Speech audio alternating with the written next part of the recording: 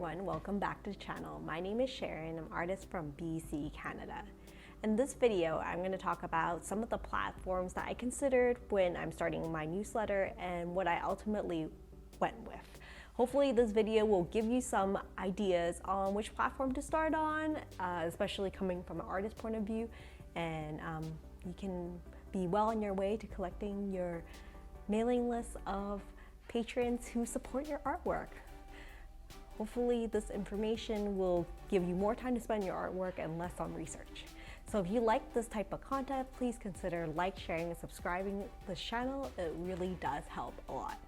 So here we go. So there's a couple of platforms that I'll be talking about coming up. The first one is called Mailchimp, and then I'm also going to talk about Substack, Review, and also Clavio. So those are the four platforms that I'll be talking about in terms of starting your newsletter mailing list. So starting a newsletter mailing list for artists is not something that's super intuitive, but I've been told to do it for years now, and I'm thinking maybe I should have spent more time looking into this earlier on.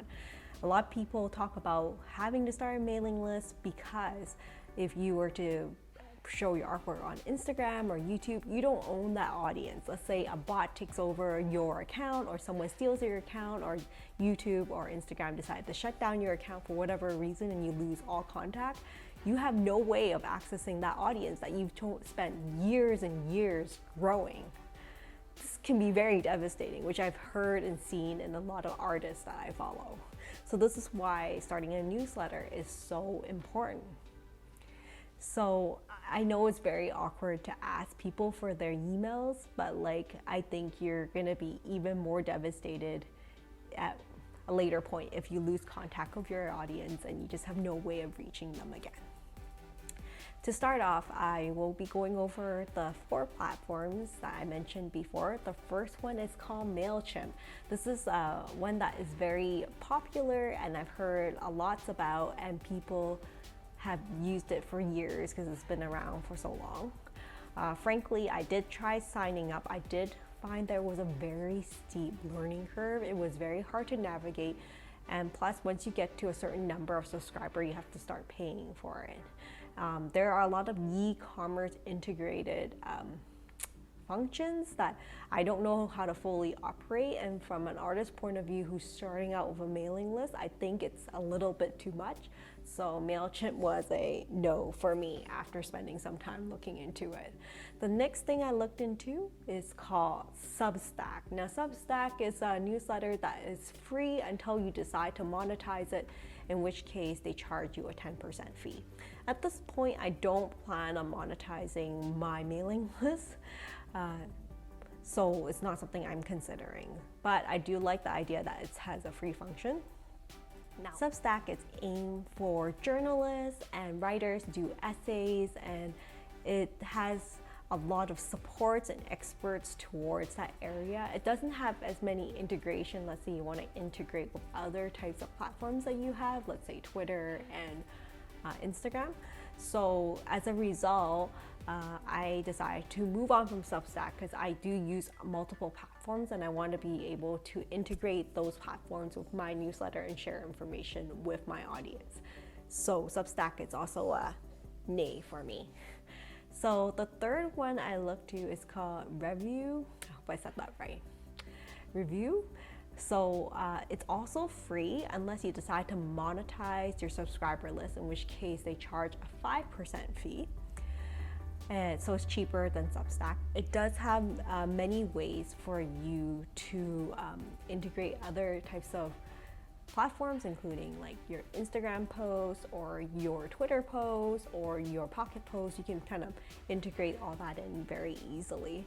I do like how clean the platform is when people go onto your link and just put in whatever email they have and subscribe, and it does provide you with an option that people can look at some of your past blog and newsletters, and you can also keep the newsletter blogs as a passcode access or subscribers only, so that not everybody have access to the content.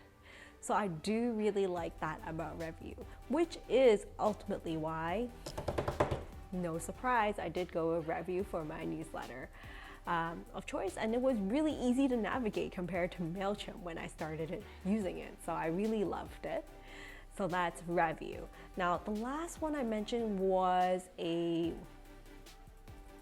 platform I didn't even consider until I started looking into e-commerce and starting my own Shopify website for my online shop, and that's called Clavio. Now Clavio, it's like a multi-facet function system platform. So it's not just for newsletter, but it does have a very cool and interesting function that you can add into your website where it draws pop-up on top of your website when people access it, and then people can enter their email in, subscribe to your newsletter, and also get coupons or coupon codes or other special access on top of that, which I think it's a great way for people to subscribe rather than just hitting a link on your website, because it just makes it a lot easier for your audience to access your newsletter and sign up by having a pop-up box. On top of that, Clavio also has an integrated email flow so that once they subscribe, they can get automatically added to a specific flow where you send emails out regularly to that list of audience. It could be something let's say 2 days later, you can email them, welcome to my newsletter, to thank you for subscribing, here is a promo code. Or like 4 days later, you can send them another email. It's like, I know that buying artwork can be very difficult, but here's some ways that you might want to consider purchasing artwork and why it's important. So I think that Clavio is also a really nice platform with a lot of other integrated features besides using newsletters. So as a result, I did end up opening a Clavio newsletter, email newsletter account as well. Ultimately, I'm still playing around with both Review and also Clavio to figure out what's best. What's great about both of these is that you can have the ability to pull out the email list so that you can have Excel sheet for them, and you can transfer some of these audience to another email list if you find that this is something that is more user-friendly for you. Ultimately, you don't want to abuse your audience confidentiality, and also that they have given you the confidence by providing you with their email. So it's important for you to kind of use that access with a grain of salt and not just keep spamming everyone with emails. So my goal is maybe send out one email every month or every 2 months to update everybody on my projects, my commissions, or updates on my shop. So that's my quick overview of the different platforms that I use and consider when I'm starting out a newsletter as an artist. I hope you find it helpful, and if you have any comments or suggestions, feel free to add it in the comment box below. And that's it for the vlog. I'll see you in my next video. Take care.